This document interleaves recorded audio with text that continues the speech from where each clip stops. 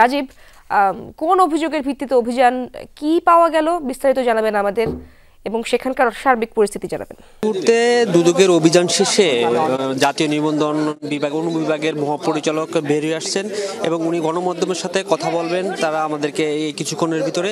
কিন্তু এর আগে আমরা যেই বিষয়টা জানিয়ে রাখি যে দুপুর থেকে দুদকের অভিযান পরিচালনা করা হয়েছে বিভিন্ন কারণে, যে জাতীয় পরিচয়পত্র সংশোধন সহ বিভিন্ন সেবায় অনিয়ম এবং দুর্নীতির অভিযোগে তারা এই অভিযান পরিচালনা করেছেন এবং সেই গণমাধ্যমে বিভিন্ন নিউজের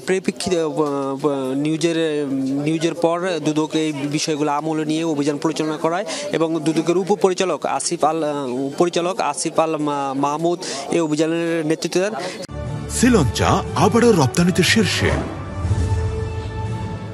এখন এই মুহূর্তে আমরা একটু যাচ্ছি যে অনুবিভাগের পরিচালক কথা বলবেন, আমরা শুনছি। আমি কি কথা বলবো? আচ্ছা, আমি যেটুকু জানতে পেরেছি সেটা হচ্ছে আপনার যুগান্তর পত্রিকায় আপনার 22 নভেম্বর 2024 ঘুষ লেনদেনের বিশাল নেটওয়ার্ক ইসিতে এরকম একটি সংবাদের পরিপ্রেক্ষিতে ওনাদের কৌশলে, দুদকের যে কৌশল থাকে সেই কৌশলে একটি টিম পাঠিয়েছিল।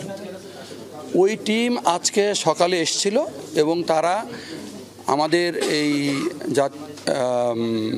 নির্বাচন কমিশন সচিবালয়ের চতুর্দিকে তারা তাদের মতো করে তাদের অবজারভেশনগুলো তারা করে এবং তারা তদন্ত করে বা রেকি করে, যেভাবেই বলি আমরা।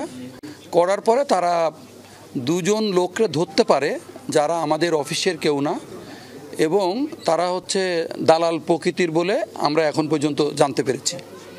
তো তাদেরকে তারা আটক করে। তারপরে যেহেতু তারা দুদক থেকে এসেছে আমাদের সাথে কথা বলতে চাই, তখন আমি তাদের সাথে কথা বলি।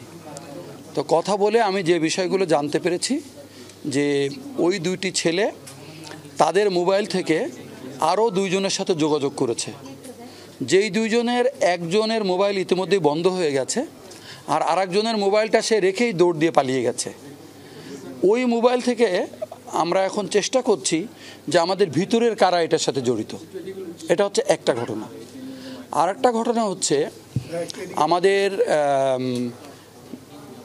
পুলিশের যিনি এখানে দায়িত্ব পালন করেন তাকে ওনাদেরই মধ্যে একজন এসে জানিয়েছিলেন, যেটা একেবারে সত্যি ঘটনা, যে ওনার মিসেসের নামের বানানের একটা কারেকশন আছে, এই কারেকশনটার ক্ষেত্রে উনি কাজটা করে দিতে পারবেন কিনা। তো ওই ভদ্রলোক বলেছিল আমি পারবো। তো তার সাথে ওনার কথাবার্তার প্রেক্ষিতে সে কাজটা করে দিয়েছে। অর্থাৎ ওই যেখানে প্রিন্ট পাওয়া যায় ওখানে যেহেতু কারেকশনটা আগেই করা ছিল তো প্রিন্ট দিতে পেরেছে। দেওয়ার পরে ওইখানে ওনাদের মধ্যে একটা ছোট্ট লেনদেনও হয়েছে। অর্থাৎ মানে যেহেতু উনি কাজটা করে দিয়েছেন সেই বিবেচনায় আমার মনে হয় এমনটা আমি বলতেও পারি উনি 500 টাকা তাকে দিয়েছেন।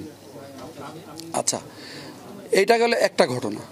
আর একটা ঘটনা হচ্ছে আমাদের এখানে কাজ করেন উনি ডিআর হিসেবে কাজ করেন, অর্থাৎ আমাদের চিঠিপত্র আদান প্রদানের কাজগুলো করেন। প্রকল্পের উনি স্টাফ, সরাসরি আমাদের নির্বাচন কমিশন সচিবালয়ের কেউ নন, কিন্তু প্রকল্পের স্টাফ এবং আমাদের সাথেই কাজ করেন। তো ওই ভদ্রলোক ওই প্রিন্টটা আনার ক্ষেত্রে সহায়তা করেছে।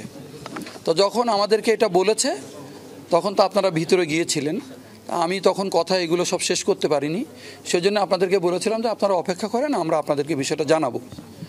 তা আমি মোটামুটি খোঁজ খবর নিয়ে যেটা জানতে পেরেছি যে যেই কয়েকজনের নাম ওনারা আমাদেরকে বলেছেন এরা সবাই কোনো না কোনোভাবে আমাদের এখানে যে একটা প্রকল্প আছে এই প্রকল্পের জনবল, কিন্তু ওরা